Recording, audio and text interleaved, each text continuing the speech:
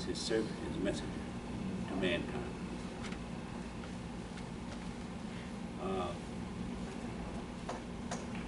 Today we want to look at an ayah in Surah Al-Nisa.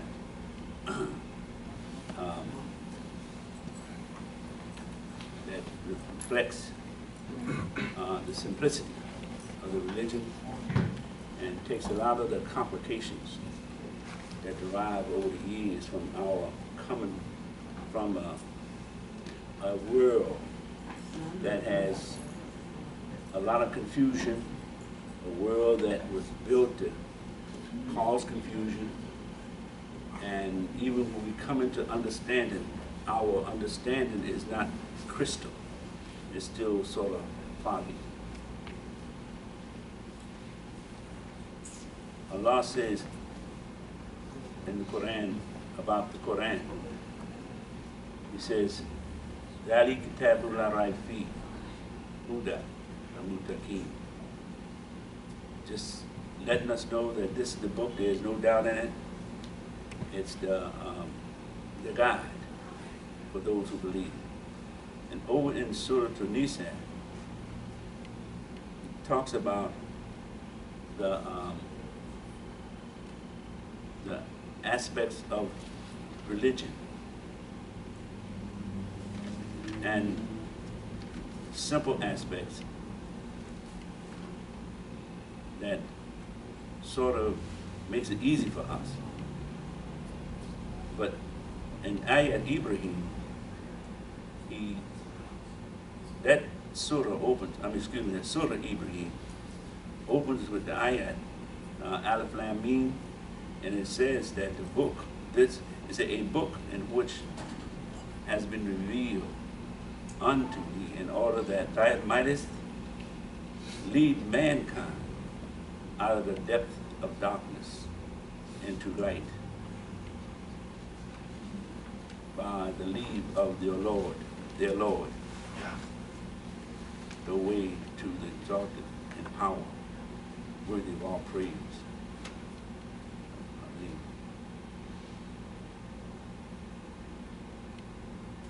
The Quran is, when we open the saying, ذَلِكَ كِتَابٌ لَا رَيْبَ فِيهِ هُدًى لِلْمُتَّقِينَ, and Allah talking to Prophet Muhammad sallallahu alaihi wasallam, telling him what the book is for, telling him that the book is to help him to guide mankind out of darkness and to understand it. Now, most of us are pretty much getting an understanding of what certain words mean in the Quran.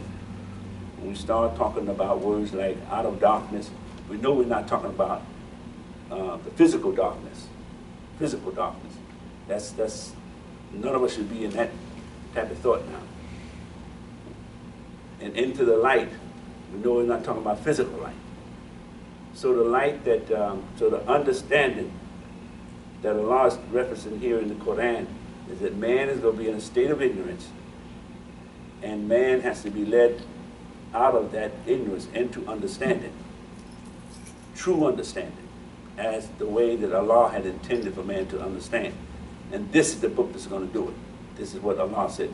This is the book.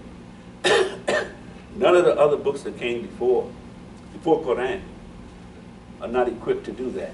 There have been books before. There have been philosophies. There have been concepts. There have been ideas long before the Quran. Quran revealed approximately 1,400 years ago.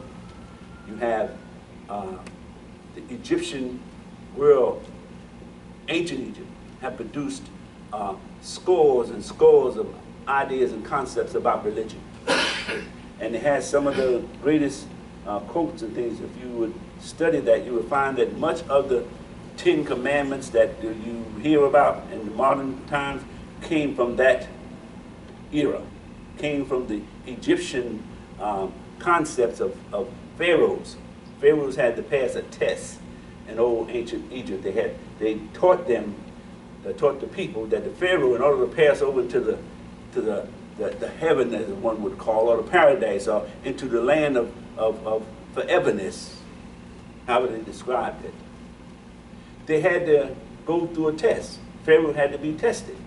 And the Pharaoh was tested, and it was in a question form. This is a list of questions that, did you do this? Or did you steal? Did you?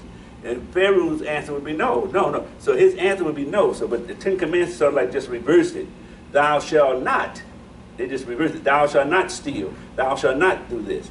They're talking to the general population. So, but those things came long before the Quran. Long before the Quran. In Africa, they had Africans as man evolved out of Africa. That's our first home, the human being's first home, Africa. And primarily, they say in Ethiopia, as we evolve physically, out of that land, we also evolve intellectually, socially, and religiously, because man has always had a concept of that there's a deity. He just couldn't pinpoint it. He just couldn't find how he could make sense of it. So man ended up coming out of the ancient times, he came out worshiping objects, worshiping things, worshiping even our emotions, worshiping causes and effects, like birth, for example. The changing of the seasons. That's where the concepts of a God controlling the sun. They had concept of the sun god. All these came out of ancient thinking, ancient man's thinking, and they evolved. They evolved. And as they evolved, Allah is saying here is that we evolved the world. He allowed us to do this. He didn't prevent man from coming into whatever knowledge man wanted to come into. You remember the story of Shaitan in the Quran, and when Allah was talking to Shaitan, and Shaitan was complaining about that he was the best part coming from the human being, he was the best part thereof. And Allah says no, and so Shaitan said, well, let me prove it. Allah said, you're going to get the opportunity to prove it. I'll let you stay until the day, the judgment.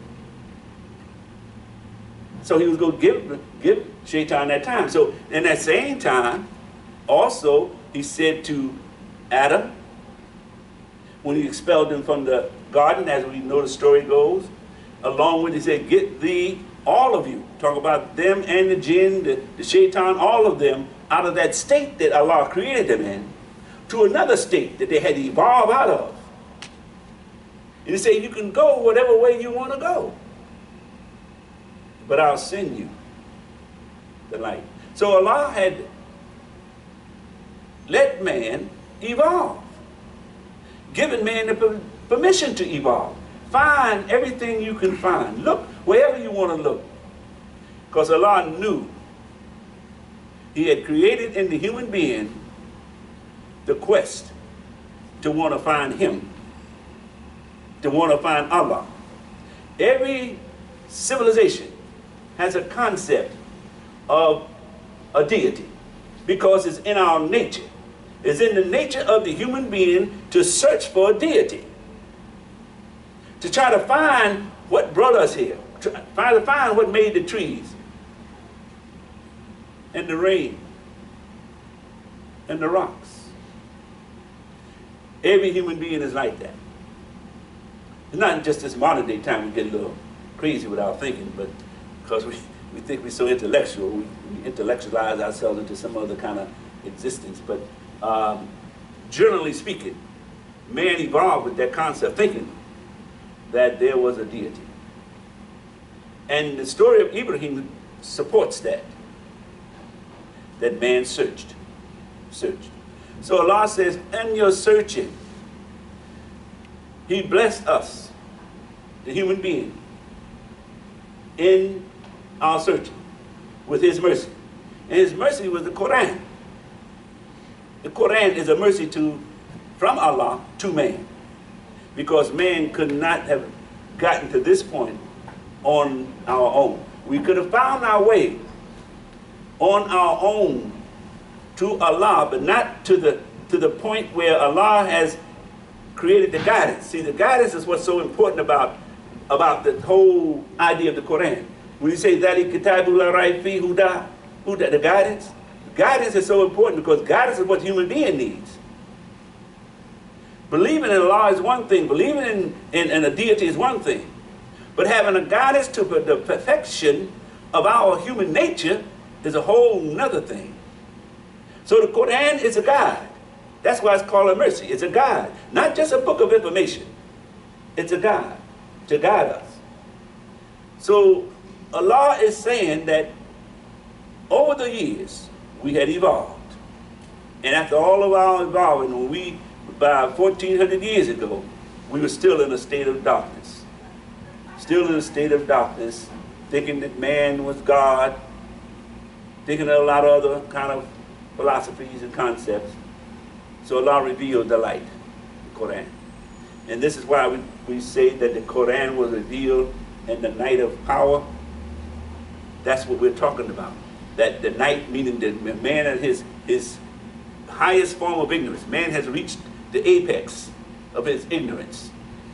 And in that time, Allah revealed Quran in that state of darkness. These words are used in terms of from light to darkness, from darkness, the depth of darkness into light, and the night of power. All those are talking about man was in a state of ignorance relevant to his Lord. And Allah revealed Quran to him. And he said to Prophet Muhammad ﷺ that this is what you use. Use this Quran. Use this Quran and this will do it. This Quran will do it. So he gave Muhammad ﷺ the confidence that he needed or he could use to get the job done. Now, some might say that the Quran, in fact, I was looking at the news the other day, and I was watching this program talking about the president, the candidates who were running for the presidency. And they were talking about the Republican candidates. And one of them was an African-American doctor who gave a peculiar type of philosophy. And he said, as he was being questioned, and this is an educated man, a learned man. He's a doctor. He's not somebody off the street who say, well, I made a couple bucks on my run for president. He's not that kind of person. He's the kind of man who's been in the world of academia for quite a long time. His mind had been shaped and formed in that world. He had an opinion. Now, he said, talking about the presidency, they asked him about the situations going on today. I'm sure many of you heard of the things that are going on about the young brother who brought the clock to school and they locked him up and a couple of things. A lot of things going on. A lot of paranoia going on in society. I can understand a little bit. But this individual said he could never see a Muslim being president.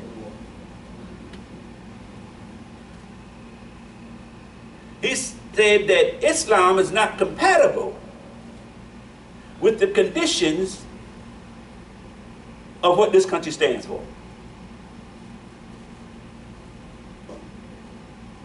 Now,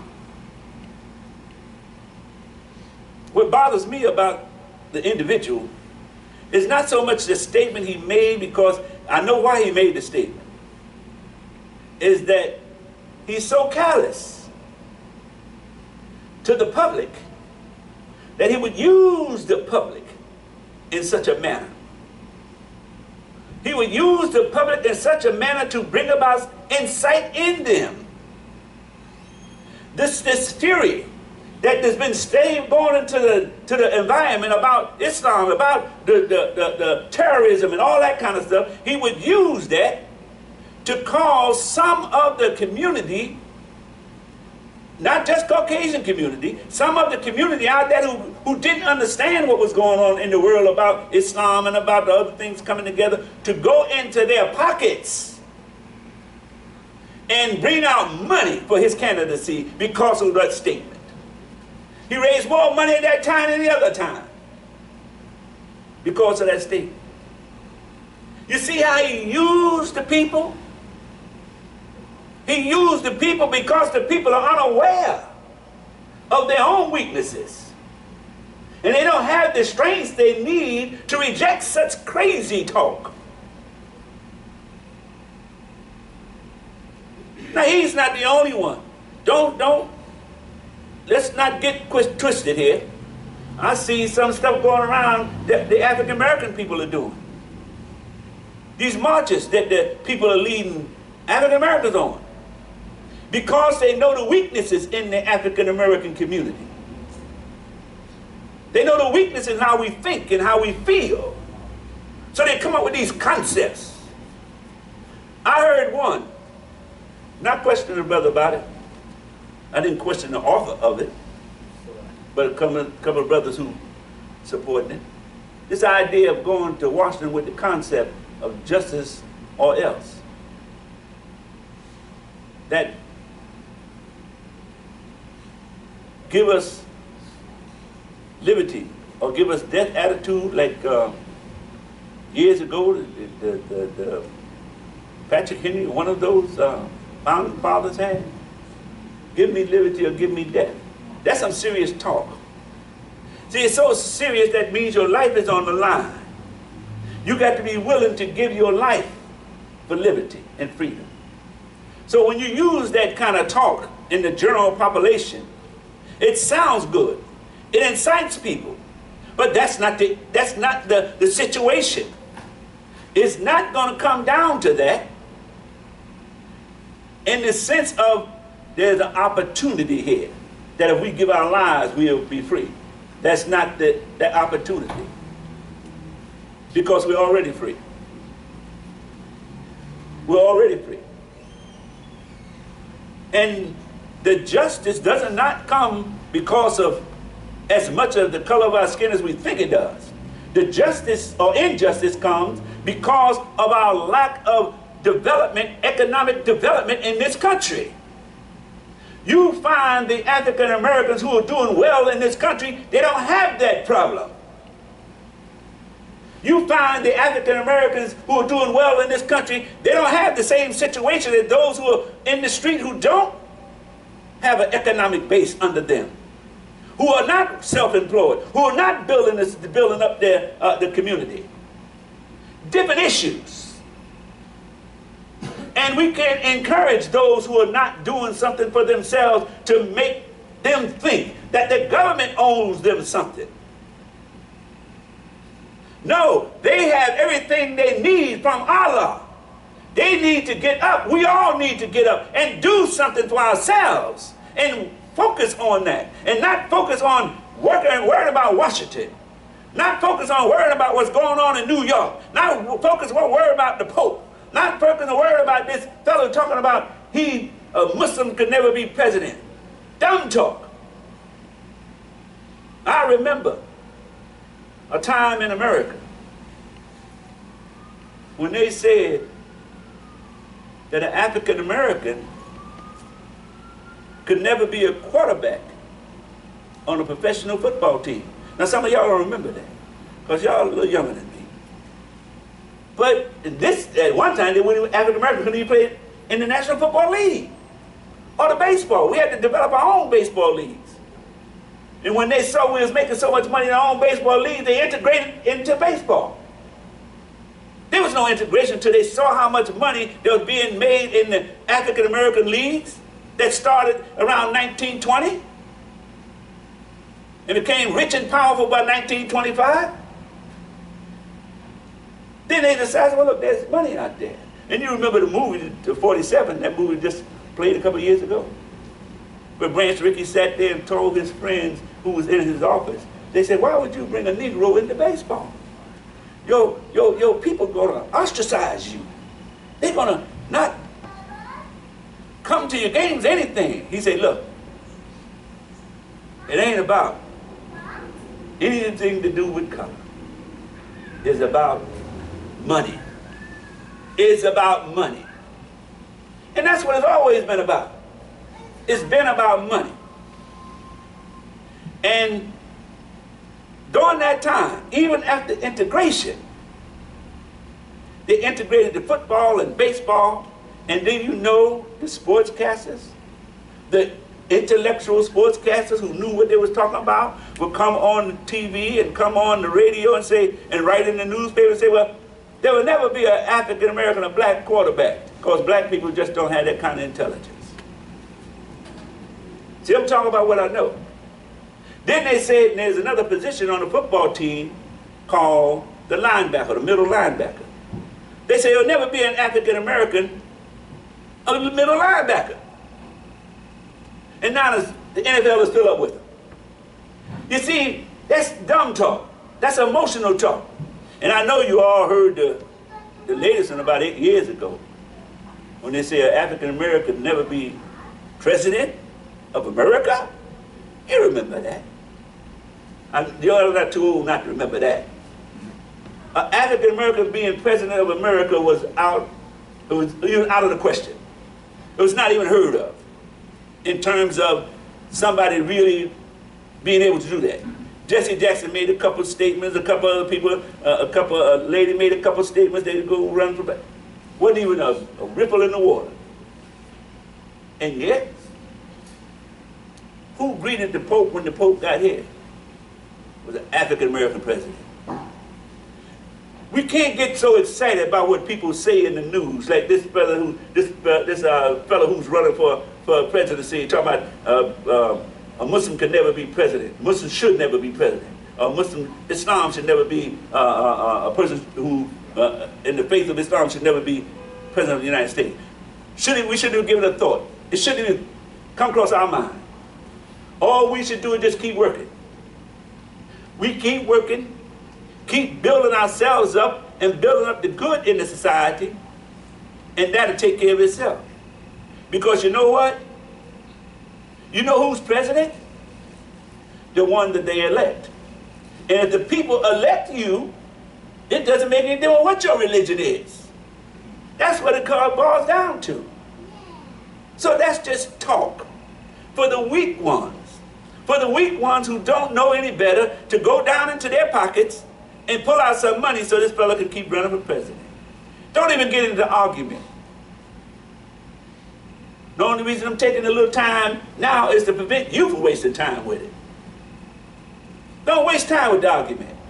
Just keep working, doing what we have to do in terms of building up our community, our Muslim community. Now, and the community at large. I want to bring another point. What Allah says in Quran about the religion. He says that he says that the religion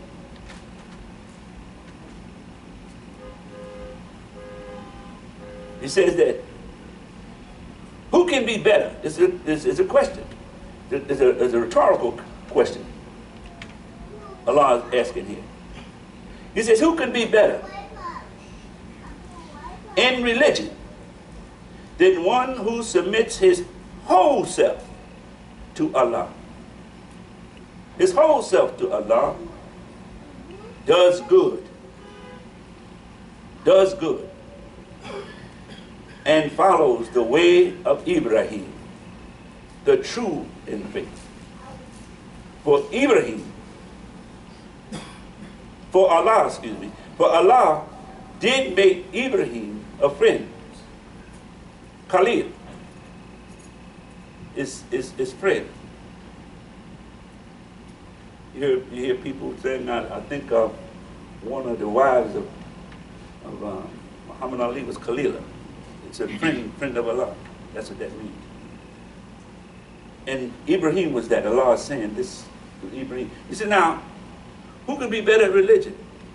The one who follows the way of Ibrahim and is a doer of good. He said there is no match for that. That's what this is saying. There is no match. There is no match for that. There's no match for following the way of Ibrahim.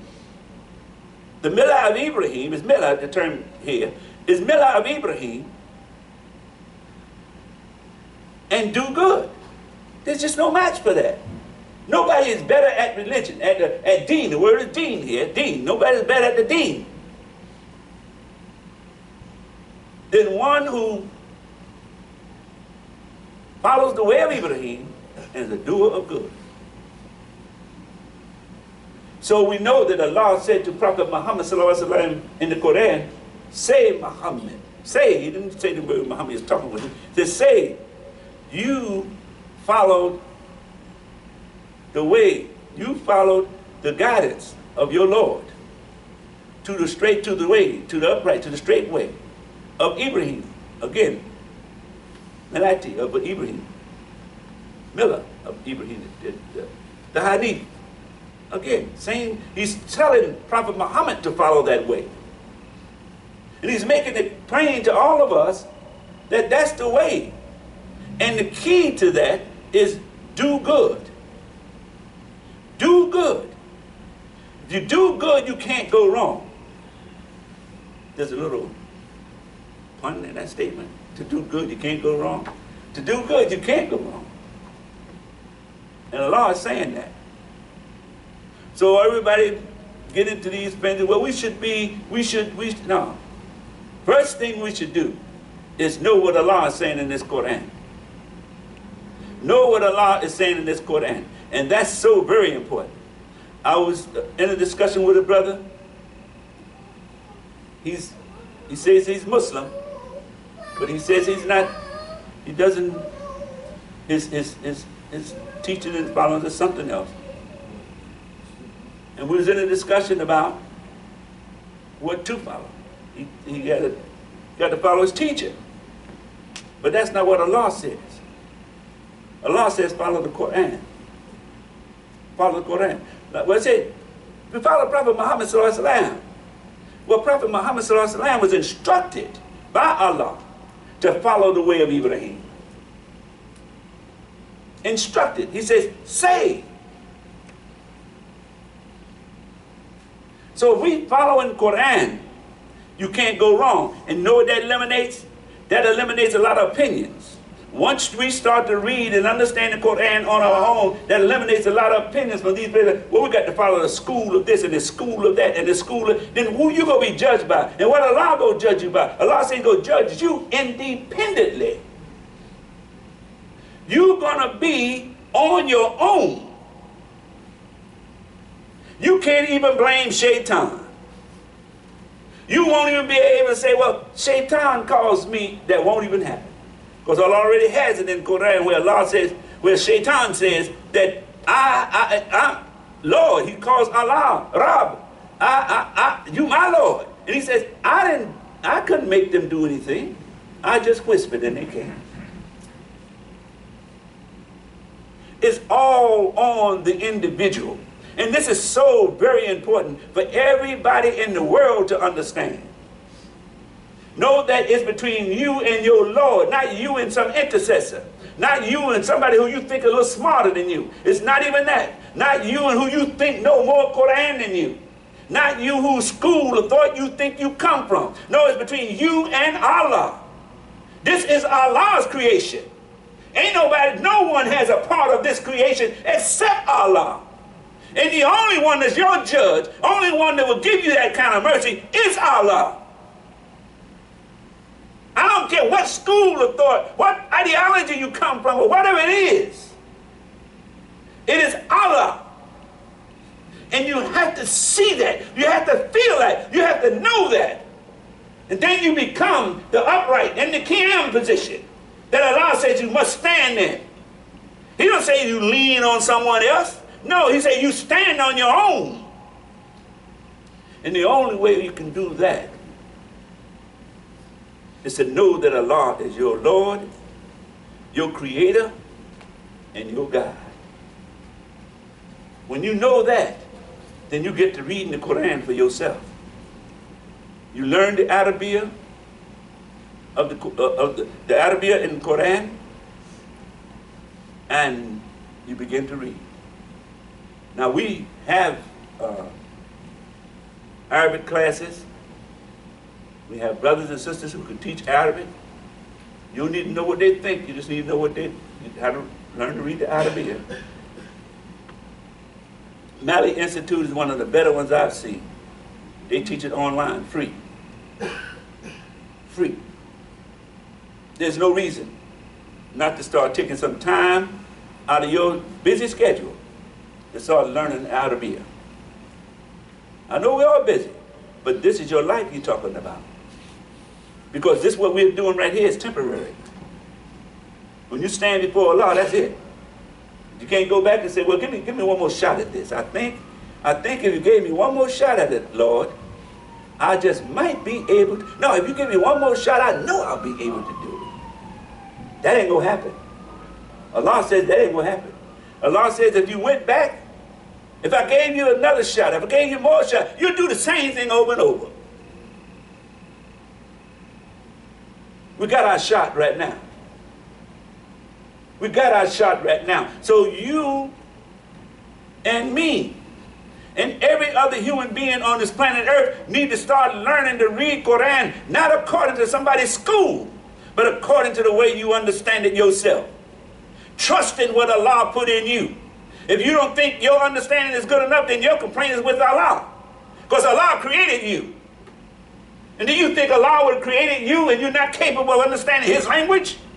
You think Allah would have created you and you're not capable of understanding what He put in this Quran and says this is your guide? Your Huda. Huda al-Mustaqim. That's what this is, the guide for the believer. And you think Allah wouldn't put that power in you? That power is in you and every other human being on this planet. We all are equal. And only difference is some of us make us spell a little better than others. Some of us know a little more math than the others. We had those differences because Allah gave us those differences. But when it comes down to Allah, when it comes down to serving Allah and being Muslim or being a believer, everybody's equal. The only thing we're judged by is our conduct. That's what Allah says. Your best dress is your conduct. See, so we want to take a short pause.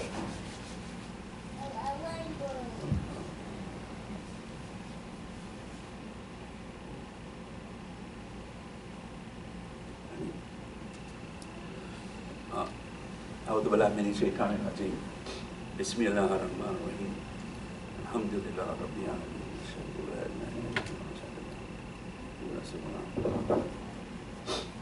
We are a creature of habits, and sometimes we are in a pattern, and we don't get out of that pattern. That pattern is our cycle. We have sense of time, sense of balance, those type things. But in closing, we must put forth a great effort to grasp Quran. No one could tell you anything better than that. Nowhere could tell you anything better than that. Put forth a good effort to grasp Quran on your own. Some of us have to work a little harder than others. The harder you have to work, the more Allah is going to bless you. The greater blessing for those who have to work hard. Don't give up on it. Just do not give up on it. I know sometimes we get in some of these classes, it seems like, oh man, I can't. Then you get to the point where you think you don't need it. You do need it. You do need it. Don't give up on it. Don't give up on learning the Arabic so you can read the Quran. You don't have to read it to nobody. As long as you can read it yourself and start learning the words, and learning and understanding and following what Allah says in this Quran. So we thank Almighty Allah for blessing us to be here this day of Yom Jumu'ah. Ask Allah to bless those who were unable to be here, and those who have been sick, those brothers and sisters who you might not see for a while because of some illness or some tragedy in their life. We ask Allah to bless them. We ask Allah to give us the best of this world and of the hereafter and protect us from the fire. I mean, we come on the side. Allahu Akbar, Allahu Akbar. أشهد أن لا إله إلا